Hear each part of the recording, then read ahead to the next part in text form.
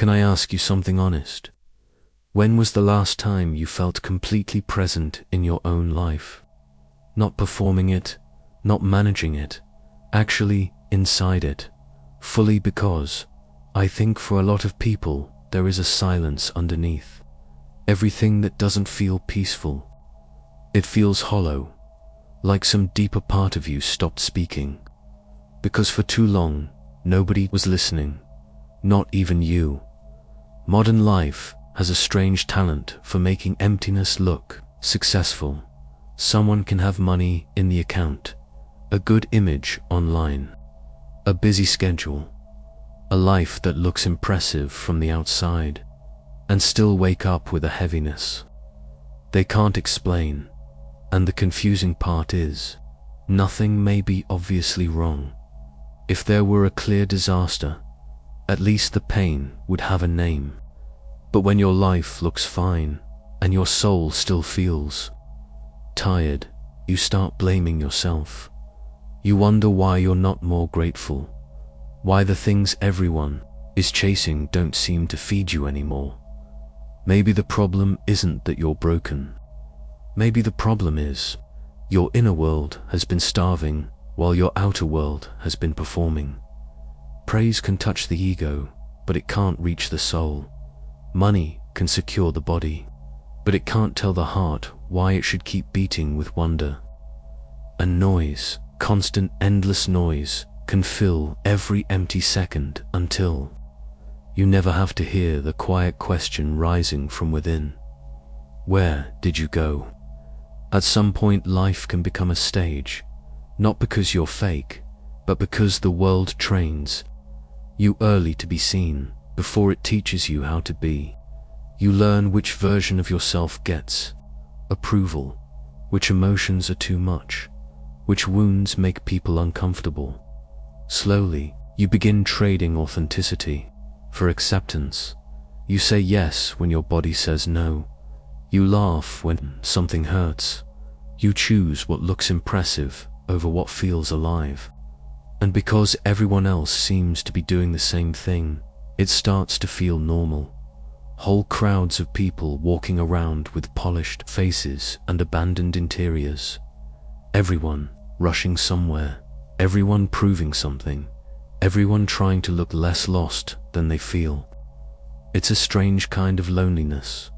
Not because nobody is near you, but because you are no longer near yourself. Your soul doesn't die because you fail. It starts feeling dead when you abandon your own inner direction. A true path rarely arrives with perfect instructions. If the road before you is too clean, too approved, too predictable, there's a good chance it belongs to someone else. Your way might be messier. It might confuse people, but somewhere inside, you already know this. You can feel the difference between a life that impresses people and a life that actually carries your spirit. And once that difference becomes impossible to ignore, a strange restlessness begins. You may try to distract yourself, scroll, work harder, chase another goal, but the soul is patient in a very inconvenient way. It keeps knocking through boredom, through anxiety, through numbness, not to punish you, to call you back. Certain forms of suffering carry information. They're like smoke coming from a room you forgot existed.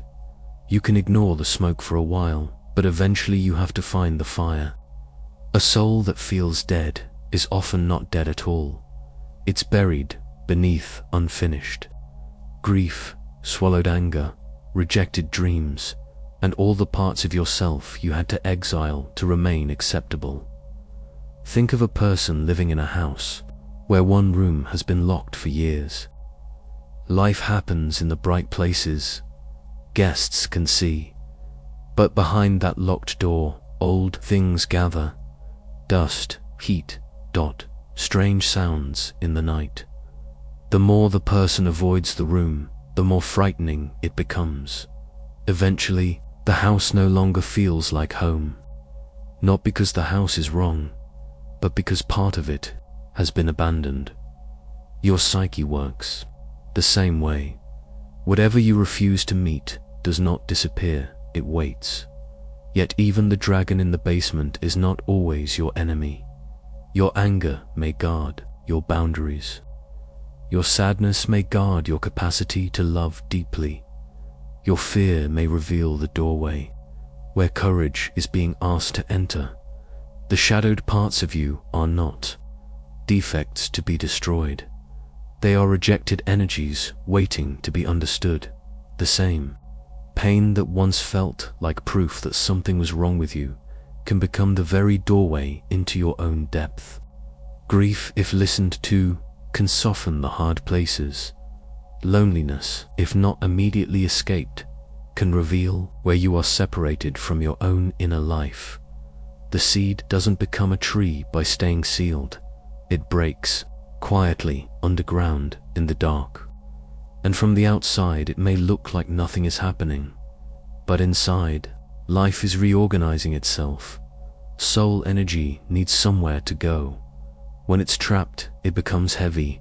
When it moves, it becomes life. Again, not creativity for applause. The quiet kind nobody has to see. Writing a page you never share. Drawing badly, but honestly. Building something with your hands. These are not distractions. These are returns. No. One can hand you your soul like a set of instructions. Teachers can point. Books can open doors. But the path itself must be walked from within. There is only one way back to the soul, and it is your way, not the way that looks best online, not the way fear has chosen for you. Your way, the one hidden beneath all the noise. A traveler once searched the whole kingdom for a sacred stone, said to contain the secret of life. He crossed deserts, climbed mountains after many years. Exhausted and nearly hopeless, he returned home and sat beside the old well. As he leaned down to drink, he saw something shining beneath the water. The stone had been there all along, not because the journey was pointless, but because the journey had finally made him humble enough to see what was near. The self is not found by becoming someone else. It is uncovered when you stop running from the depth of who you already are. When you begin living from that deeper center, life doesn't suddenly become easy. Problems still come. People still misunderstand. The world still makes noise. But something changes in the way you stand inside it all. You become less like a leaf thrown around by every wind, and more like a stone in the river. Not cold, not numb, just rooted. And slowly, when you stop abandoning yourself, you become less desperate for people to complete you. Something softens, not weakness, but something wiser than hardness. You begin to understand that everyone is carrying unopened rooms within them. Everyone is haunted by some unlived truth, and that love may have less to do with fixing people than with standing beside them while they remember who they are.